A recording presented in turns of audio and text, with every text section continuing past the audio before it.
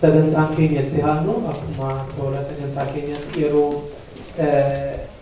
kitaaba Caalaa itti eebbisiisnu ta'a. Kitaabni kun seenaa hedduu qaba. Booddee xiqqoo shibaa isaa nan haasaa edda barreessaan kitaaba kana yaada kitaaba sanaa ibsee booddee akkan isa saamuu dhalaan taanee fi yeroon kun yeroo inni itti achi fuulduratti dhufee qabiyyee kitaaba kanaaf kitaaba kan haala akkamii keessa ta'e akka barreessee fi bu'aa ba'ii kana keessa barreessuu kana keessa mudate waan hundumaa nutti himaa tuni nutti numinis egaa beektu bu'aa ba'ii baay'ee ni qabaata. Garuu isarraa immoo yeroo dhageenyu qaama sirriitti irraa fudhannu dhugaa ta'uu isaa sirriitti itti mul'ata gatii ta'ee fi yeroo inni fuulduratti dhufee inni haasaa gabaabaa godhudha. Isa booddee akka inni dubbatee deebi'een kitaaba tokko fuulduratti nusi calqaasiif dhiyeessina. Isa yeroon dhiyeessu nan dubbadha. Yaada gabaabaa kitaaba sana akkasitti jettanii fi carraa qabeessa namni kitaaba kana bitatu.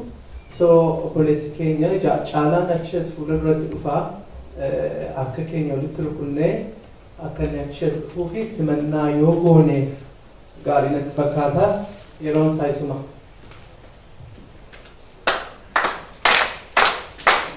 Hayyeega akkuma beektan dargaggoo qeerroo ture amma qeerroo miti garuu innis akkuma warra kaanii ijoollee fincila diddaa gabrummaa kana biyya keessatti kakkaasanii isaan keessaa tokkodha. Guyyaan har'aas guyyaa fincila diddaa gabrummaa yaadannoo isaati. Mata dureen kitaaba isaatiillee dhaloota fincilaa jedha. Caalaan egaa jiruu isaa kana keessatti jiruu dargaggummaa keessatti qabsoo biyya keessatti adeemaa ture keessatti nama hirmaatee dararee guddaan mana hidhaattillee guddaa ila qaqqabee sana keessaa hundumaa cabsee immoo har'as ga'ee fuuldura dhaabbatee waa'ee kitaaba isaatii ni ibsuuf jira. Innillee egaa abbaa ilmaa ta'ee ammallee ilma isaa immoo qabsoo barsiisaa jira. Kanaafuu Caalaa yeroo tokko hamli ho'aa nuu kennaafi.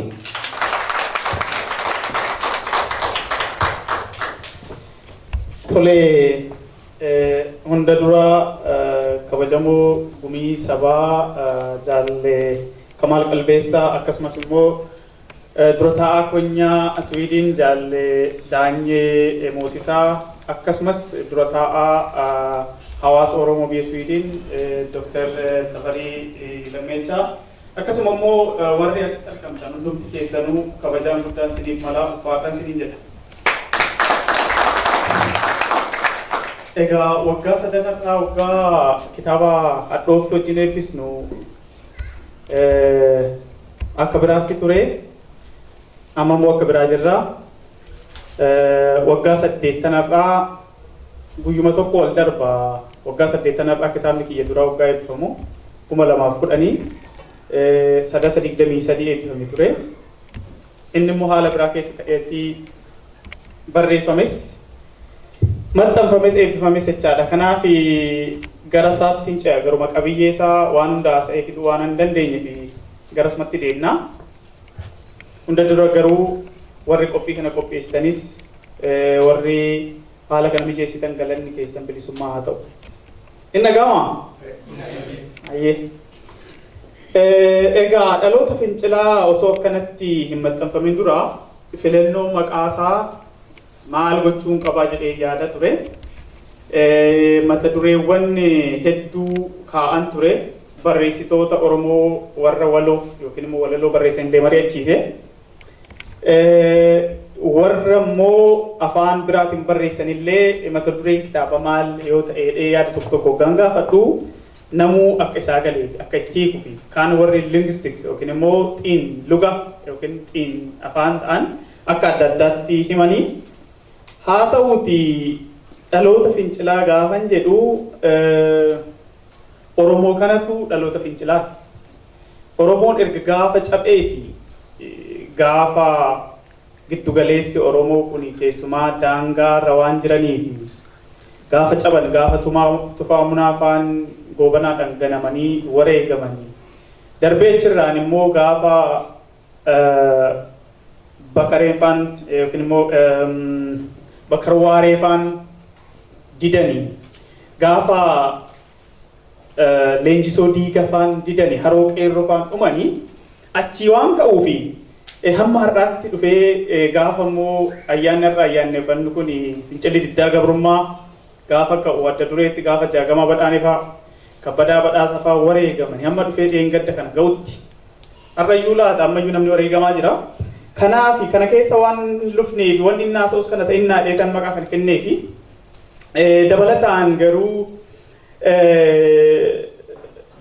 mata duree adda addaa diddaa dhuka sammuu yookiin guchuma walaloo fi dhagaa bishaan keessa jechuuf maxxansiisuu fi sororaan tureetiin bara 2014 adoolessa 28 tarii muraasni keessan ni yaadatu gara Jarman imalle kora gamtaa miseensota abaawoo irratti hirmaachuuf Jarman gaafa dhaqnee magaalaa Firaankifartitti anis sochii qeerroo fi dararaa mana hidhaa jedhu irratti barreeffama kiyya dhiyeesseen ture. Sochii qeerroo keessatti qeerroon qooda bahaa ture kan biraa immoo guddataa shuubee mata duree dhaloota fincilaa jedhuuni presenteeshinii tokko yookiin immoo waan jiru nu dhiyeessa ture jechaadha. Inni achiinaa isaan immoo walaloon barreessa ture. Booddee sochii diddaa gabrummaa yeroo inni dhiyeessu ani walaloon barreessa jechaadha dhaloota fincilaa kan jedhu booddee isiniifan dubbisaa. Booddee gaafan taa'ee walaloo kiyya kitaaba kana gulaalu xinxaalu kanuma alaan ala jechaadha. Kanaafuu kanuman kenneefi egaa kitaabni kun takkaa'uu waan dhalli Oromoo tokko darbee uummanni keenya keessa jiraatee fi jiru jiraachuu fedhu diddaa fi roorroo beela fi dheebuu hongee fi godaansa lolaa fi nagaa jaalalaaf jibba waada fi gantummaa gootummaa qalbaadheessummaa faroo falaa fi raaga ijibbaata fi mul'ata egereef suur sammuun fedhu fedha waloo fi fedha matayyaa yookiin qeenxee imaanaa dhaba yaada fi yaaddoo akkasumas gungummii asaasa namummaa fi sodaa abdii fi haamilee dhaba seexa fi seenaa seera fi yakka cabbiinsa mirga namoomaa fi baqattummaa namummaa fi gaabbii fi madoo keessoo keenyatti takka takka baannee ittiin deemnu dadhabnu immoo yeroo tokko tokko bulgaafannu ani immoo gara walalootiin sararecha. Dhiibba siyaas diinagdee olaantummaa fi diddaa gadaantummaa roorrifamuu falmaa saamicha lafaa fi malaammaltummaa kiyyaa fi keenya abbaa biyyummaa fi eenyummaa dhugeeffata Oromoo fi falaasama matayyaa aadaa seenaa fi afaan ofiif quuqaa akkasumas didhaa sabni keenya waan saaf jedhee keessa le'ee as cehe haala barreessichaaf galee fi ifatti bifa walaloo dheeroo fi gaggabaaboo akkasumas walaloo aadaa sheekoo durdurii fi mammaaksa Oromoo hundee godhatee qaaceffamuunii walaloon bifa ammayyaatiin barraa'e jechaadha kuni. Egaa nuuf hundeen yookiin waloon keenya akka warra dhidhimaa Sheekispiir abaluu fa'aa kaasuu Pilaatoo fa'aa kaasuu hin dandeenyuti nuuf afuula keenya hundeedha jechaadha. Kanaaf achirraa ka'ee walaloota gara mata dureewwan dhibbaatti dhihaatanan kana matichaa kitaabni kuni hunduu taatee fi kaatee akkasumas muudannoo fi miira adda addaatiin barreeffaman kanaaf hiika adda addaatti laachuu dandeessu abbaan dubbisu. Walaloon miira dubbistootaa isa kaan gammachiisaa, kaan boochisaa, kaan kofalchiisaa, kaan dinqisiisaa, kaan immoo aarsaa kan jechoota babbareedoo fi gaggabaaboo miira dubbistoota to'atee dhamaa fi dhaamsa dabarsu. Inni kaanis kanaan faallaa ta'uu danda'a.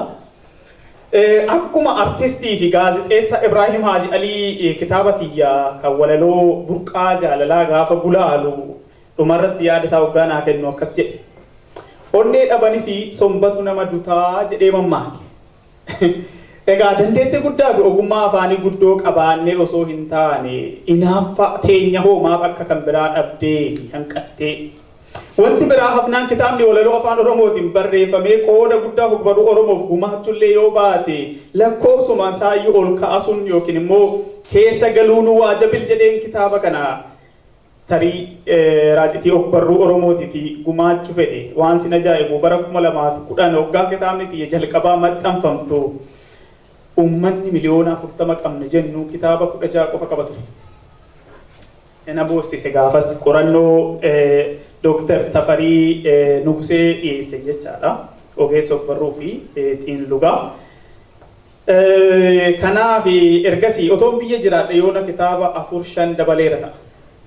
Ammoo hin taaneeti akka simbirri akka biyya jirtuutti waccimoo maal jedhan. Sabni kiyya kanneen hogbarruu Oromoo jaalatanii fi kanneen immoo ogummaa isaa qabanii akka dubbisanii yaada jaaraa fi egeree fooyyessuu waanan qabu waanan qate akkan guutu haamilee akkanaaf ta'anis abdataatiin kitaaba tana gumaache.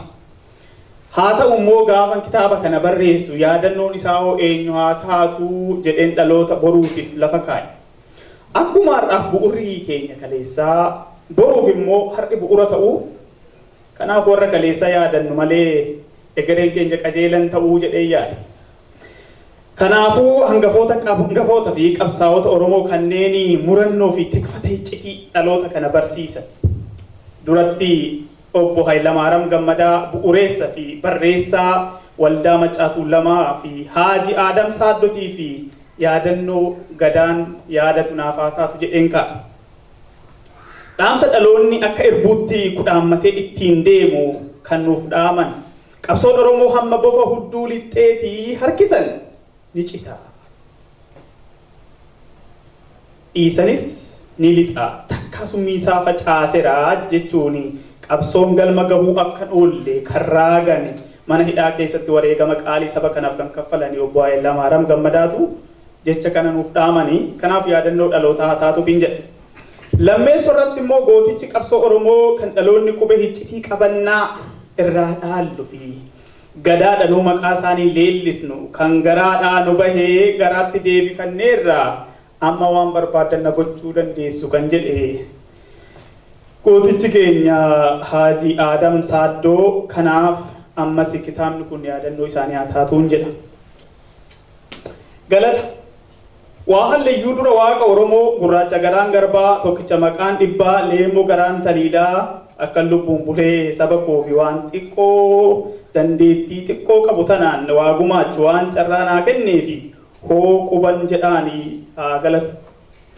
Itti aansee ilmaan Oromoo haala fi yeroo kamtuu keessatti cinaa kiyya dhaabbattan alagaaf firanaaf ta'ee dahannaa fi dhaabbatanaaf ta'an jiruuf jireenya kiyya kan utuban hundaaf oolmannaaf ooltan daangaa darbaatii jiraadhaan jedhaan. Galata addaa.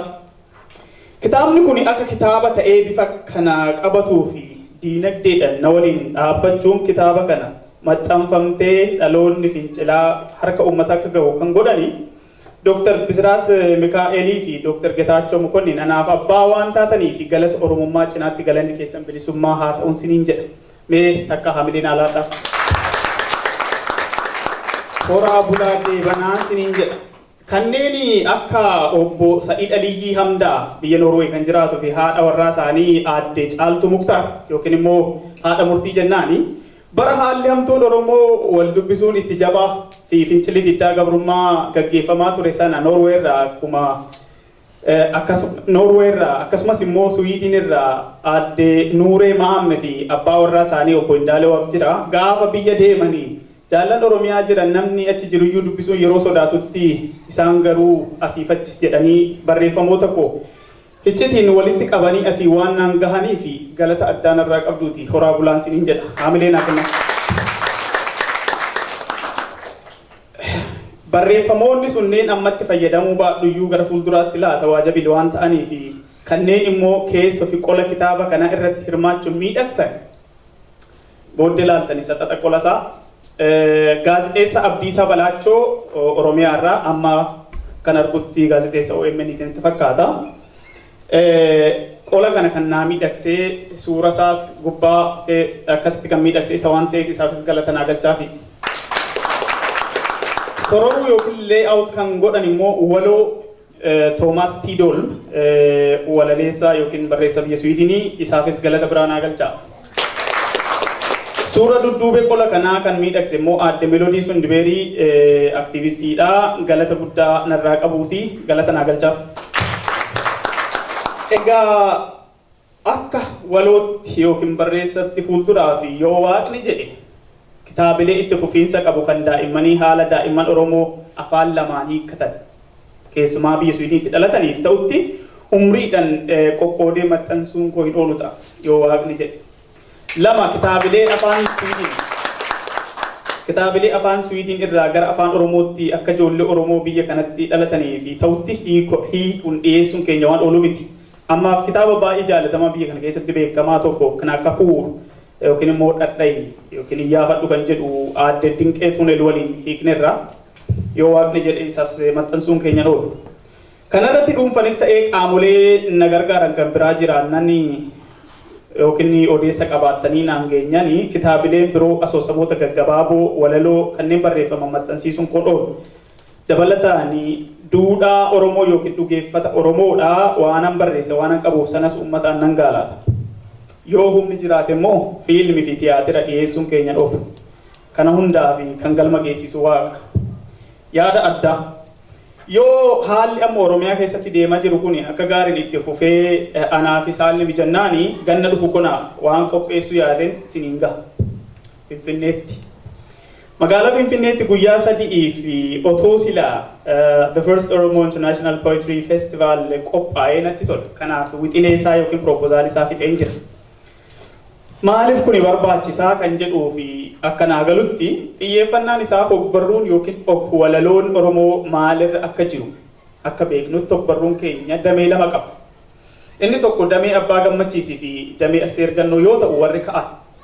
Gaafa immoo Abbaan Gammachiis du'anii Waaqni Oromoo bakrii sabaloo kaase yookiin immoo hin dhalatee jira.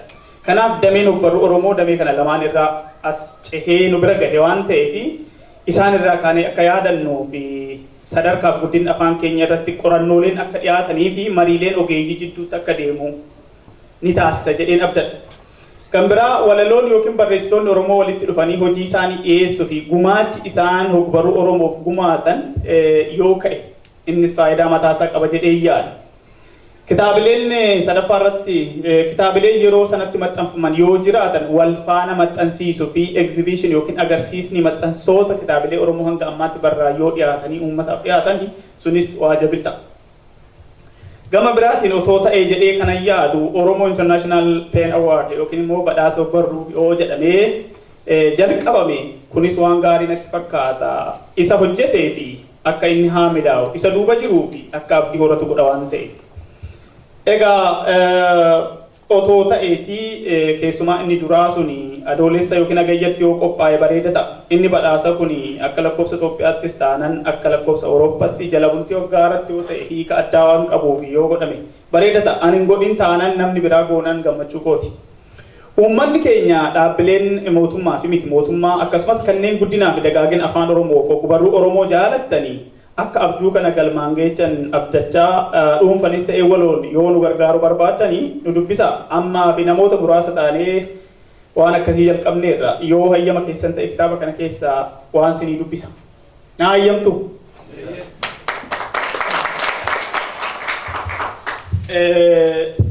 Mee waan amma irra jirru kana 2014 taa'etanii akka carraa ta'ee ijoolleen gumii Boorana Bareentoo jirtanii yeroo hundeeffamne san baga dhuftan gaafa san iyyaadatu gaafa hundeeffamne walaloo fi waan adda addaa isin qopheessinee turre tarii barri kun hin darbaa laata jedhee ta'uu barreesse yeroo san. Kanaafin barri kee dhumeeraan jedheen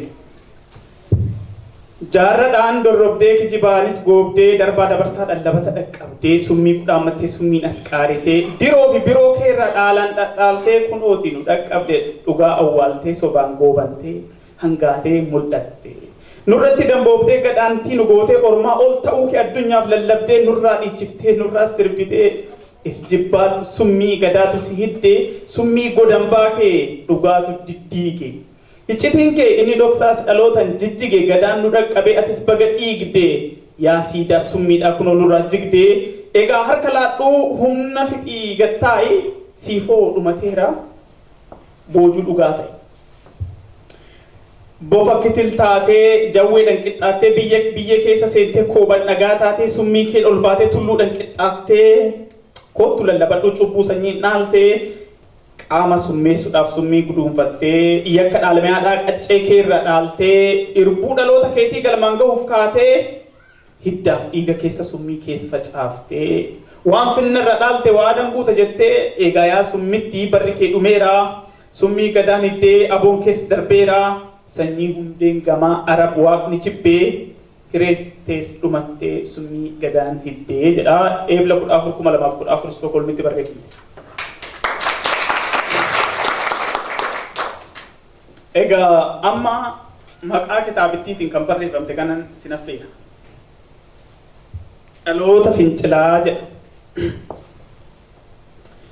Dhaloota haqaan dhalatee, dhaloota dhugaan guddate, dhaloota of ta'ee ofiin jiraachuu filate, finna eenyummaa fi maalummaan jiraate, dhaloota qubee biiroo faana hangafaa gadaa dukkanarraa hiiroo utubaa ifaa raaroo irbuu gaafasii baata imaanaa gaafaa diiroo dirootaa guduunfaa kaayyoo saaqa ifaa jabeenya waaqayyoo imaltuu ekeraa wabii aabbofaayyoo abiddaan qaramtee abiddaan waaddamtee dhaloota irbuu utubee biqiltuu qareeyyiin habaqaaltee dhaloota oromiyaan kunuunsa egereef leenjiftee galaa garbummaa bara 150 ukkaamsan dadhabdee ofii keetii gubataa daaraa ibsee sabaaf taatee gootota barasiif garana qaarisuun kan ciniinsu taate itti milkoomanii faroon isaanis toltee dhaloota boonsadhaa daran aayyoon nu badhaafte didaan dhalchee qaacisa toleessaa jaajja akka murmur firooma akka mogoriif dhidheessaa gameessa akka baaroo fi sabboona akka hawaas ilmoo keessaa dheera akka waabee furdaa akka gannaalee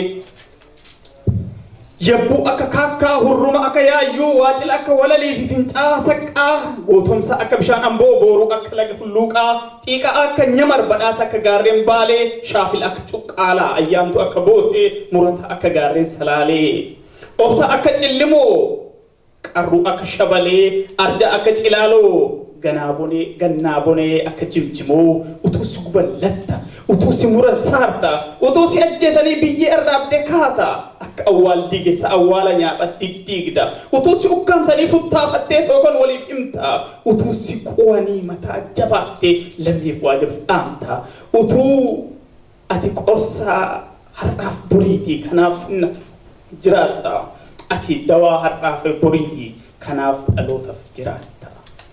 Dhaloota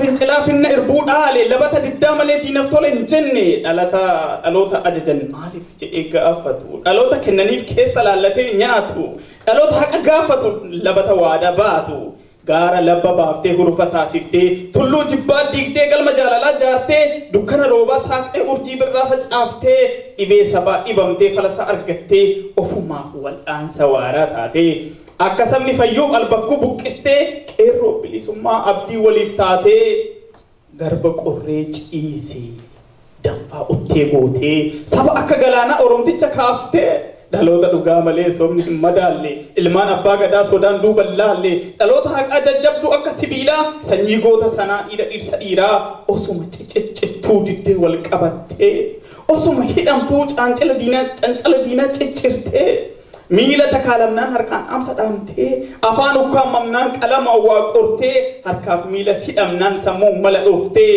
dhaloota fincilaa finna aboo baatu labata tokkummaan kudhaama godhatu sanyii oromummaan hundeessa qabate dhaloota jaalalaan jibba injifatu qacalee daraaraa guddaan jilbiinfatu asheeta labanni boruu bilisummaan irraa eegu sanyii diina cabsee oromiyaa eegu. Sanyii waan facaasaa margaati baga biqiltanii gadaamessaadha Oromoos buburraa husqacceedha eessaadhaaf baddanii harmeen Oromoos taa'idha kanaaf dhaloonni kun irbuu sabaa baatadha qacalee egeree qeerroo abdii biyyaa kichuu ormaaniyaa sintu sabaaf dhiiga diroo hoodaf safuun ulfoodha miidhaga waan Oromaa hin tuqu kallachaan kan saas eega. Diinas taate gantuutti gootummaan waajjila fiixa wabii biyyaa dhaloota fincilaa ilmaan abbaa gadaa yaafinna jaalalaa labata gargar dhile diina fira haalaa qeerroo moo'ii bulii lammiin keessiif jira qomoo eebbifame duruu ilma abbaa caalaa dhaloota of ta'aa yaafiixa qubeelaa kanaafan siin jedhe dhaloota fincilaa 1/8/2014 Frankfurt Germany'dha galatooma. Egaa dhumarratti asitti argamtanii waan kana nu dabaaltaniif galatooma isiniin jechaa yoo yeroo argadhe booddeen isinii dubbisaa ammaaf naga'e galatooma ulfaadha isinis.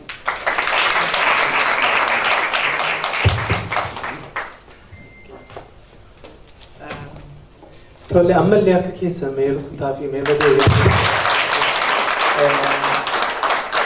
baay'ee namatti tola garuu baay'ee utuma namatti tolu wanti na gaddisiisanis waa'ee kitaaba 16 sana dhaga'e baay'ee reefuun dhaga'e amma kana natti hin fakkaanne namoonni uummati amma kana qabu ogbarruunsaa amma kana jira jedhee yaadne dhugumayyuu immoo kana booddee wanti geggeeffamu kana caalaa akka nuti hubannoo ga'a qabaannuu fi irratti akka nuti hojjennu nu gochuu danda'a. Amma kallattiitiin yerootti kitaaba kana irratti walii wajjin caalbaasiitiin bitannudha. Utuun caalbaasii itti hin godhin fuula dura.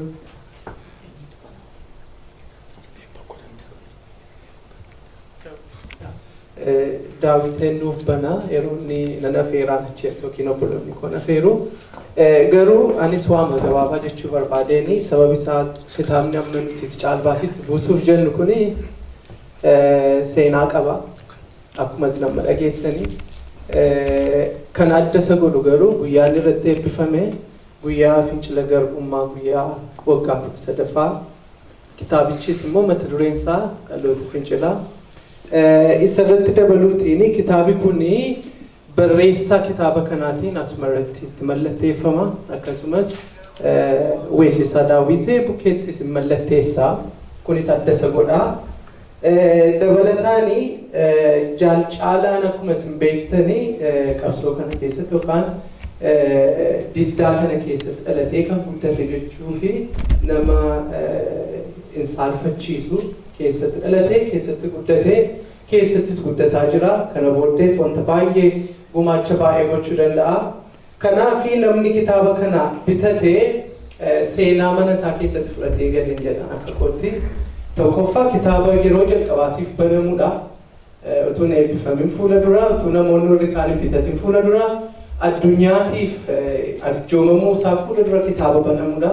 Kitaaba kan namni fudhatee maxxansamee dhufee utuu pabliikilii hin raabsamin mana nama tokkoo yookiin harka nama tokkoo galee kitaaba seena qabeessadha. Namni kana fudhatee seenaa guddaa fudhatee galee jedha karaa koo. Kanaafi hundumti keenya irratti qophoofna kitaaba kana utuu caalbaasiitti hin buusin fuula dura daawwitee weellisaa daawwitee achis fuula duratti dhufa obboleessi kootti darbee wanta haasa'u dubbata. Egaa hundumti keessan beektu waa'ee Caalaa wanti itti dabalan jiru kitaaba kana kan hubanu artist Daawitee Mokonnin gidduu jira. Daandii dheeraa dhufee asitti immoo galgala kanas nu bashannansiisuuf qophiirra jira. Kitaaba seena qabeessa kanas immoo daandii amma kanaa deebi'ee dhufee nu hubanuu fi kitaabichi gara caalu akka seena qabeessa ta'uu nu mul'isa. Kanaafuu artist Daawitee as nu bahiiti kitaaba kana nu bahanii amniidhaan nu simadha.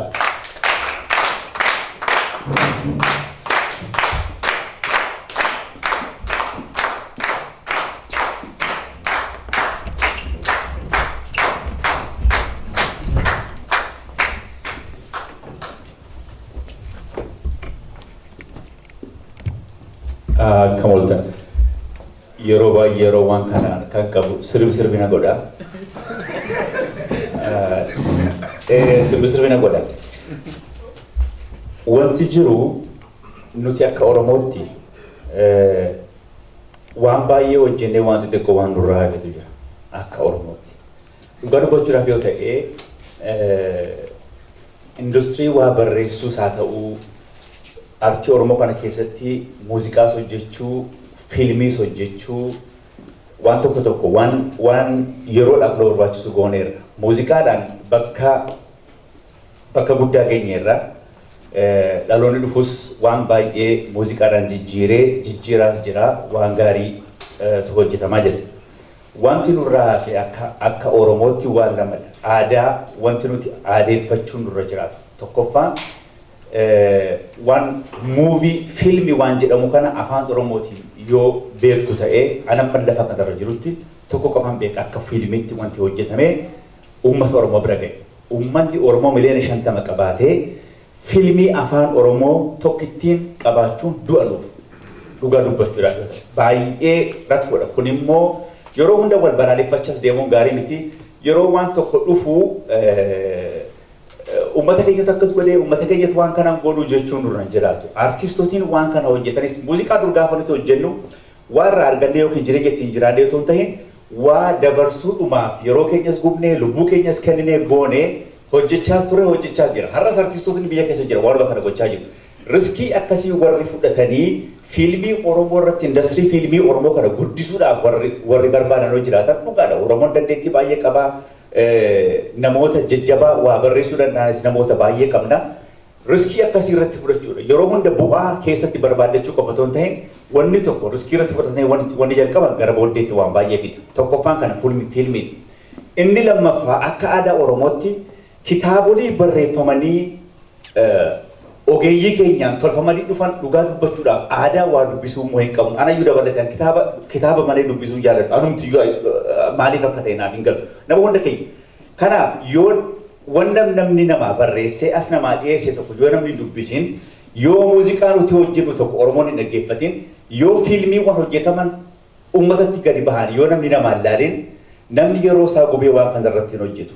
Yeroo waa taa'anii ilaalan waan akka kitaabaas haa ta'u muuziqaa kana amma isin manuma keessa teessanii kaaseettiin anti banattanii dhaggeeffachuun waan malaafaa sanatti fakkaata. Garuu akkas miti baay'ee piroosesii baay'ee qabaadha. Sammuu dhala namaatu itti cuunfamee waan tokko hojjeta. Kitaabnis akkasuma. Kanaaf kitaabni kun kan barreeffameef ilmaanuma Oromoo fi aadaa akkasii haa qabaannu. Waan baay'ee kitaabotii keessaati kitaabolee Oromoo barreeffaman keessaati waan baay'ee keessaa argachuu dandeenya.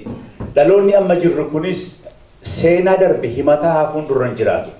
Nutis akka ilma Oromoo tokkotti seenaa hojjennee dhaloonni dhufummoo seenaa kan keenya nu barreessuu qaba. Seenaa kan durii himataa hafuun duraan jiraatu. Warri hojjete yeroo isaatti hojjetee xumuree hojjetee fixeera. Amma darabeen kan keenyadha. Waan gaarii tokko hojjennee warri kana booda barreessuudhaaf dhufan seenaa kan keenyas nu barreessuu qabu. Maaliif gaafa duunee awwaalcha keenya irratti illee waan xixiqqoon tokko nu barreeffamee taa'u turre barbaachisa. Irra jiraas akka ilma Oromoo tokkotti. Kanaaf dhaloota fincile jedha kitaabni kun dhaloonni fincile maal akka inni godhee amma lubbuudhaan jirutti waan baay'ee argineerra. Kitaaba kana keessaa immoo dhaloonni fincile maal akka inni godhee isuma fincisiise kanatu beekaa isatu fincilsiisee egaa asirratti fincilsiiseera waan itti fincilsiise walumaan ilaalla. Kanaaf kitaaba kana bitadhaatii dubbisa aadaa akkasii haa qabaannu fayyaaf nagaa qabaadha galatooma.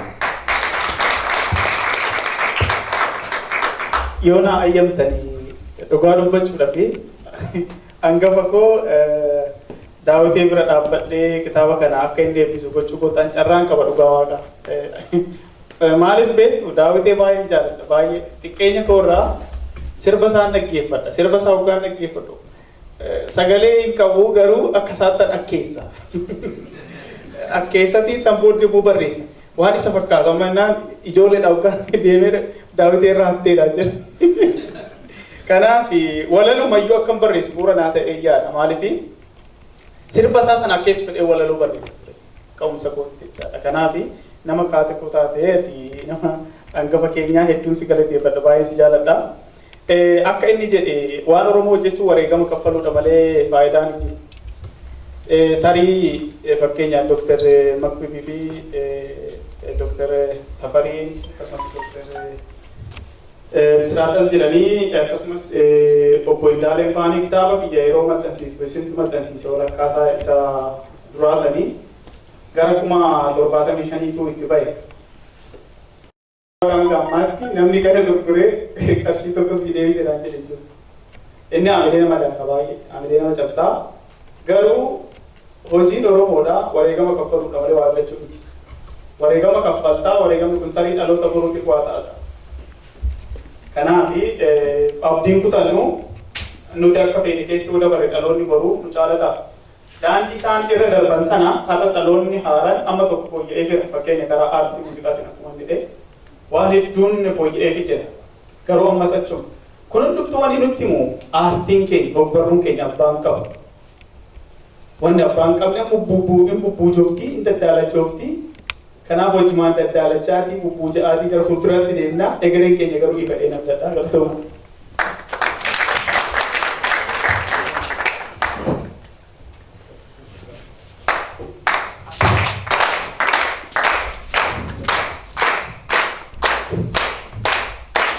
Ana akkasootti makaanii dhaabatanii iyyuu namatti hin darbu kanaaf dhugaa inni iyyuu meeqatti dadhabee baay'ee dadhabee kabaja dhaloota kanaafi irratti mallattoo isaanii kaa'aa jiru. Amma kana booddee dhaloota fincilaa jedha akka inni bareedu laala. Amma Yuhaamillee yeroo kana immoo yeroo isaanii irra mallattoo isaanii irra kaa'anidha. Weellisaa Daawitee yeroo inni mallatteessaa jiru.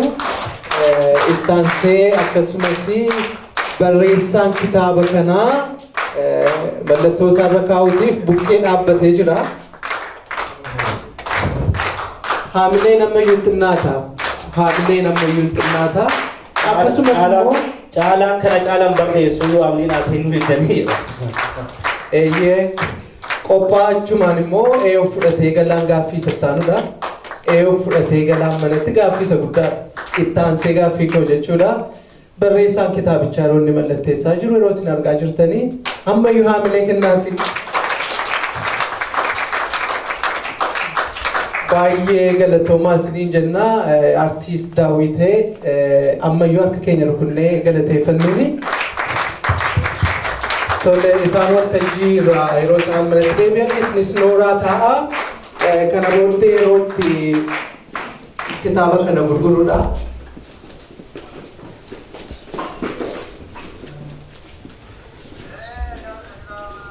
Daftari yoo gara shaayitti deemuu barbaadanii ta'uu waan akka waliin. Akkuma aadaatti jechuudha yookiin immoo akkuma namaatti waa tokko haasa'uun barbaada jalqabe yeroo baay'ee dhuguma isaa dubbachuu fi waa fudhachuu baay'ee jaallanna. Mitiire waa fudhachuun jaallanna. Katamaa magaalaa kana keessa yeroo illee wanta tokko tokko dhugaatii kiraatii sadan kennanii namatti gorananii namni irraa jallatee darbu hin jiru. Arrabni haa kenninu. Caalii namni ariifataa jira bara. Namni ariifataa jira na qaqqaba jedheeti maa. Tole la jalqabuuf namni nuu kaasu meeqaana jalqabu.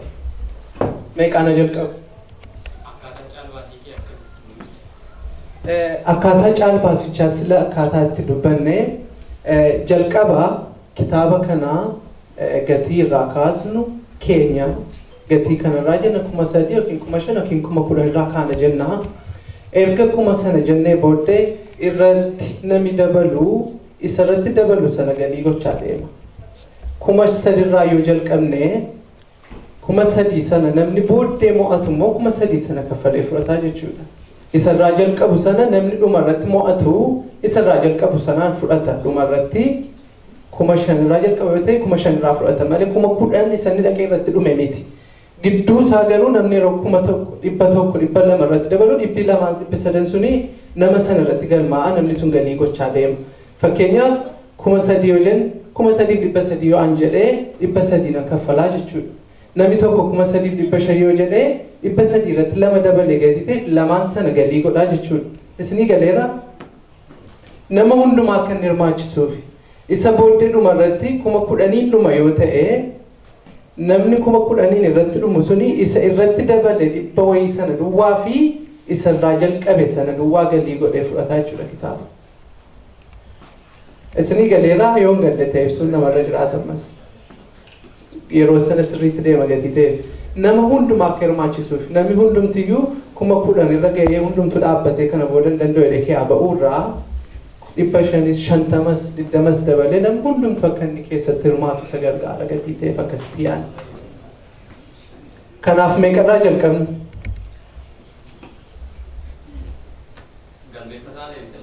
Eeyyee na gargaara jaaltasfaanii namni dabalataas namni na gargaarsan jirtu bilbila keessanii fi maallaqa isinni irratti daddabalaa deemtan namni tokko naqa 5 naqa 6 torba galuu danda'a yeroo sana 200 wanta irratti dabale sun irratti rikerdii ta'aa deemaa jechuudha irratti galmaa'aa deema amma sana booddee kaffalaa jechuudha yoo kitaaban fudhanne iyyuu namni hundumtuu waan kaffalu qabaa jechuudha namni hirmaate keessatti dhumarratti. Meeqarraa jalqabnu?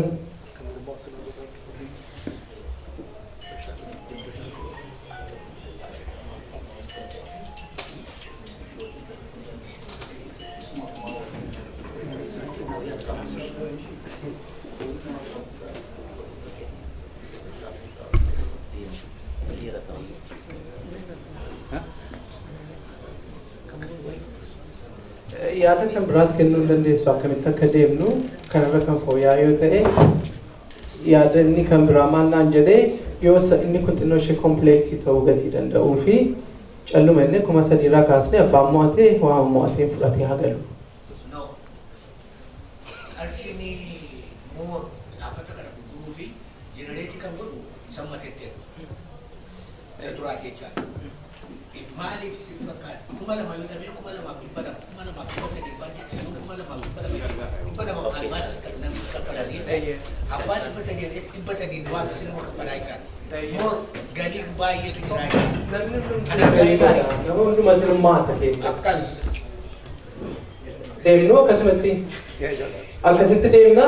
Annan gargaaraanii maqaama keessattuu galmeessaa tokkoffaa irratti isa ka'umsaa namni tokko laata. Inni taanuu 200 yoo dabalee maqaa nama sanaan qabadha. Inni taanuu 200 yoo dabalee isa sanaan qabadha. Akka kanatti rootee boonaa dafnee deeqaalee jamatu hin caalee deeqaa furaffaa turannee. Jalqabbii isaas hin balleessinaa gaa namni tokko fudhatee magala dhumarratti gadi ta'ee fi 200 jedhinaa jalqabbii isaa sirriimatti waama gaarii tokko jedhaa jalqabuufis jechuudha. Meeqaana jalqabnu kitaabichi kitaaba seena qabeessa. Waan xiqqaa miti utuma ta'e iyyuu bareeda. Keessa saammuun dubbistu. Ani itti kennu yookaan naa kennitu carraasaa 3,000 irraa jalqabnu namni fudhatu 3,000 fudhatee gara dhumarratti inni akka jirutti dhaabbataadha isa booddee irratti fufnaa jechuudha. 1,000 irraa kaanaan an jedhe Caalaa. An 1,000 kenneera. Tole Dr. Caalaan 1,000 kenneera. Isumatu jalqabee 1,000dha. Inni irraa jalqabnu 1,000. 1,200 maqaa isaa fi bilbila isaa qabadhaa. 200 irra jira jechuudha sirri. Yoommoo eessi kanumaaf godhu. Amma inni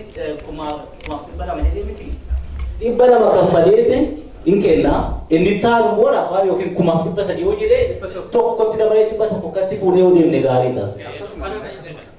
Tole jaal. 1,300. Amma horii fuuchuu haa calqabnu kennuudha. Galmaa deemu maaliif namni tokko irra deddeebi'ee taphatu bitee gatii ta'ee fi itti fufna. Tole 1,300. 1,500. Jaalabaataa 200 qabadeema. Tole dugda duuba 1,800 dugda duuba. Eeyyee kan biraa 2,000. Kan biraa ammas itti fufaa 2,200.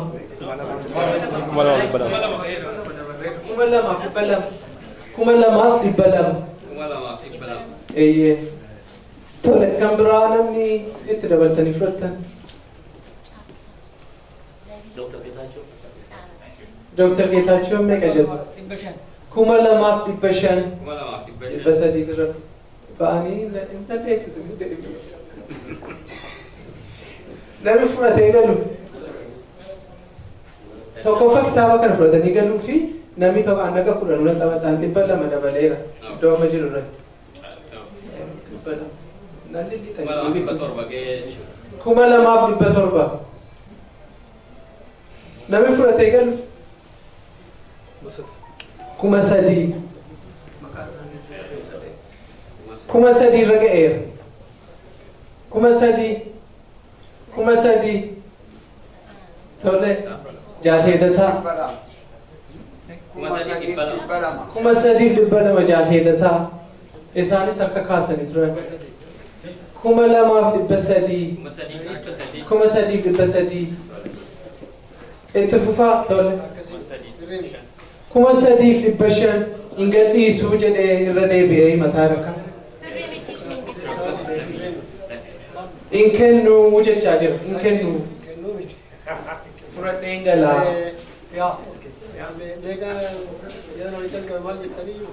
Kuma lamaa fi 3,200 ture isin 100 dabaltanii. Akkasii miti 300 dabaluun barbaada. Okay. kuma sadi dhibba shanii ture Amma kuma sadii dhibba sadii dabalee dhibba lama. Kuma sadii fi dhibba shan kuma sadii fi dhibba torbaa jedhama. Hayyee itti dabalaniiru 300. kuma sadii dhibba saddeet ga'ee jechuudha. Kuma 3,800.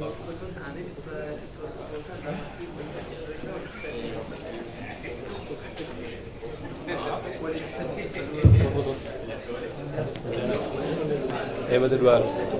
Jaalladha.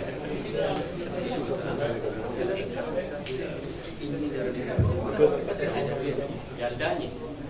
Hayyee jaalladha. 200 itti dabalaa jaalladha. 200 dabalaa jedhe. kuma afur Kuma afur qaqqabee. 4,000. Hayyee namni kan biraa namni fudhatee galu.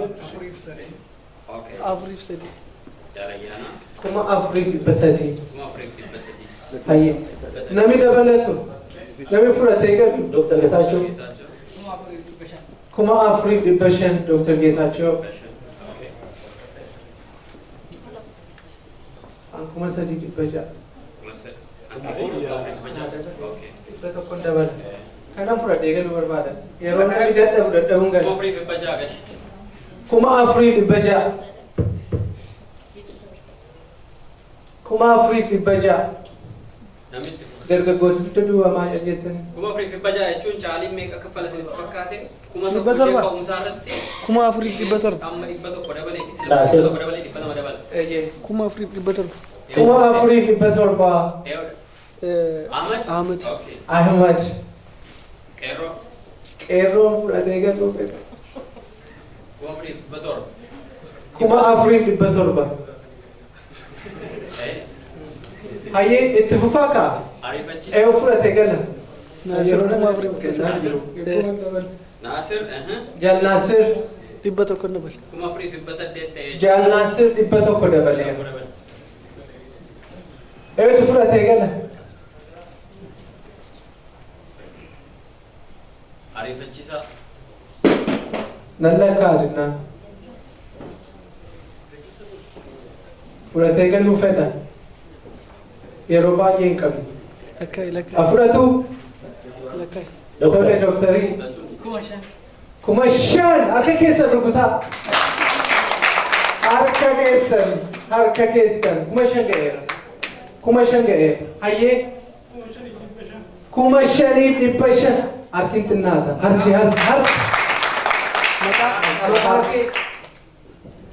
Maqaa kee.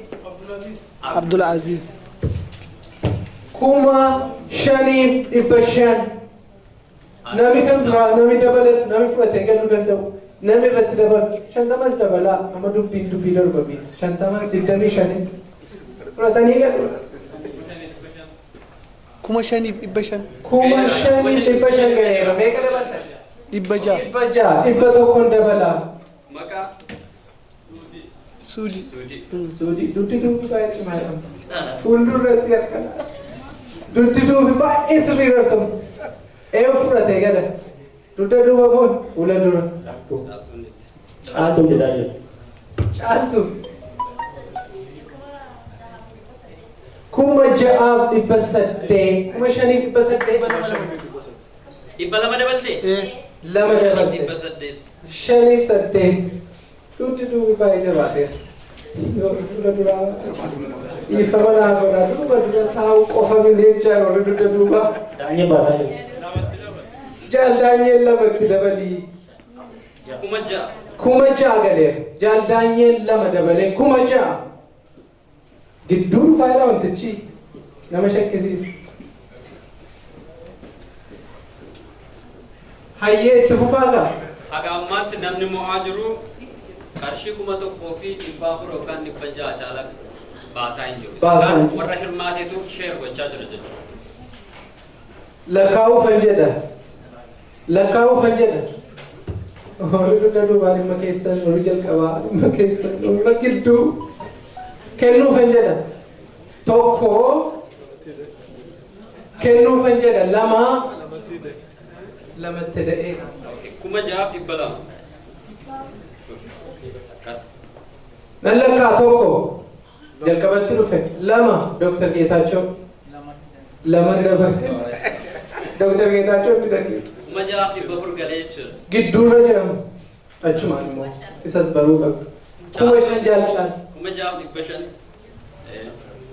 Dhibba shan dugda duubatti hin deebisaa nunis nu dugda duuba yoo teenyayyuu hin fakkaatu jedhu. Tokko kennuufiif lama kennuufiif kunnoo lukmaa harki jira. Ahmed dhibba tokko itti dabalaa. Dhibbaan deemee fudhadhee galaa. Yoo dhibee shantamaanis booddee dhuftan bu'aa.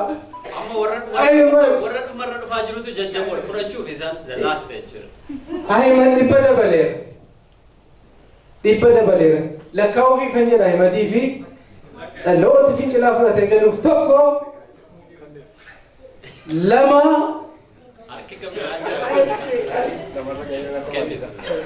maal jettee?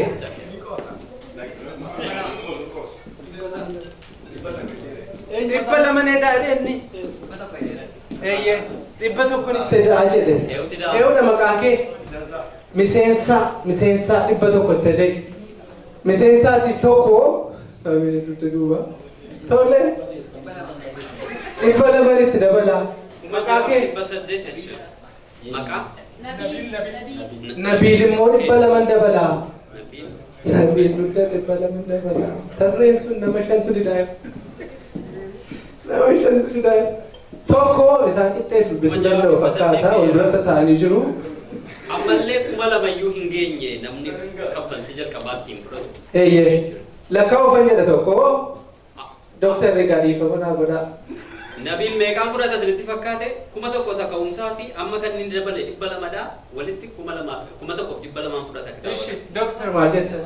Dhibba laman dabala dooktarii ani dargaggeessumatti illaadhu. Illaadhu bakka fincilaadhu. Kuma torba jechuudha. Dargaggeessaa tokko dooktarii faamu'achuuf jedhu lama isaaniif gidduu jiru laa kennaafii jira. Yeroon qabdu dhumaa jira dafaa. Tole achi maal? Alima. Kuma torbarra jira. Meeqa dabaltati? Sadiin itti dabalaa. Okay. Sadiin itti dabalaa jette maqaa keessachuma. Nabiilumaaf. Nabiili okay. Fudhatu.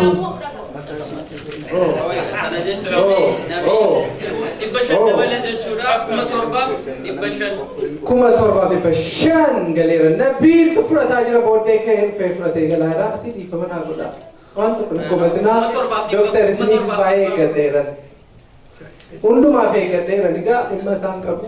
Tokko Nabiilii fi lama Nabiilii fi sadii.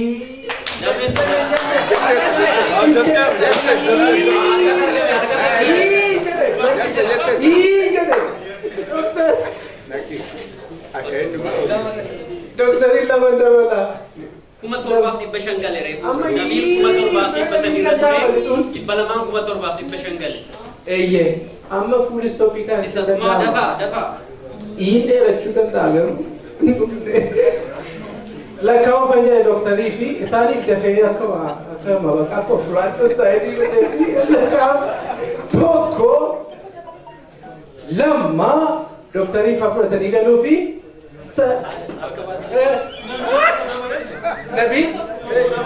Nabiil didaa Nabiil fira daddabalateera galasii almaaziyyuu mogalaafti. Almaazum mogalaafti. Lama dabalte almaaz lama dabala. Kuma torbaaf dhibba saddeet. Adda almaazii kan kenna. Bakka kennuu godhana. Amma reefu dhufan. Humna dhabe jechuudha inni kan tokko adda almaaziif lama kuma tokkotu irra jira silaa. Asii kunoo. Achi dabala. Nabiil dabale. Nabiil baay'ee dhaqaara. Meeqa dabale Nabiil? Lama dabala. Nabiil dabaltaa? Lakkee ofiif. Ofii dabaltaa? Nabiil babalaa godhe humna dabalattee sadii afuriin iyyuu hin kuma saddeet jechuudha. Kuma saddeet amma Dr. Bisraat lakkaa'uufan jedhaa ka'umsa isaarraa kaasee kan inni dabalaa dhufe qofatu isa irratti daamaa kumi tokko immoo irra jira. Tokkoon ka'a dhibba lama amma dabalee silas kenneera Tokko. Amma yeroo kun bunaati dafida. Lama yeroo bunaati. Lama watanii galuufi. Lama. Tokko dabaleera. Wanta kana jalqabee booddeetti lafuu. Anumaan eegaa jira. Dhibba tokko jechuudha. Shukur. Shukur. Tokko. Qeerroo. Ciao. Lama. Ahaa goy achi namni jedhura. Lama. Abee. Almas adalmas kuma saddeetiif dhibba lama gashe. Jajjabaataa jira. Kuma saddeetiif dhibba lama gashe. Dafaa. Kuma saddeetiif dhibba lama. Tokko. Wanta isaan jedhan dhageessanii tolirra deebi'u. Nuyi horii warri harmooliini akka jiraatu jecha. Lama. Sadii. As kunoo. Jenne. Dr. Bisrat. Dhibba tokko. Kuma saddeetiif dhibba sadiitti dhumuuf jedha ariifadhaa namni. Kuma saddeetiif dhibba sadii. Tokko. Amma baay'ee doorii fi bira. Lama. Dooktaris baay'ee. Dhiifama naa godhaa. Okay. Nabii dhibba tokko dabaleera achiis laataa jiru. Nabii kuma saddeetiif dhibba afur gashe. Okay. Nabiiliif mee harka rukutaa gidduutti. Jechuun baay'ee adeemaa. Garuu immoo achiis hin daganne harmooniis. Adalmaati. Meeqa? Tokkoon dabalaa. Dhibba saddeetiif dhibba shan. Kuma saddeetiif dhibba shan galee. Ani immoo 50 dabala. Dhumarra fudhataa. Kuma saddeetiif dhibba shaniif 50 dabaleera. 50 dabale. Amma kitaabicha barbaade suma kana fudhadhee galuu barbaade. Booddee bitachuu dandeessu. Lama. Eeyyuu dabala. Tokko.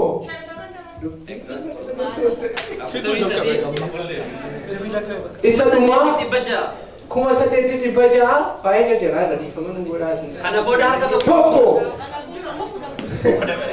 Tokko dabala. Waan kana argitee itti yaadattana jalqabee. Kuma saddeetiif dhibba torba tokko. Kuma saddeetiif dhibba torba lama. Kuma saddeetiif caaltu. Kuma saddeetiif dhibba saddeet. Bas an kana waan hin jedhu qabu warri dargaggootanii makeessanii tokko caaltuuf lama harmooliif. Miidhagina akkasitti. Sadii. Harka rukutaa caaltu. Caaltu hamma yaadda keessan. Qaamni leelaa caaltu. Galatooma baay'ee.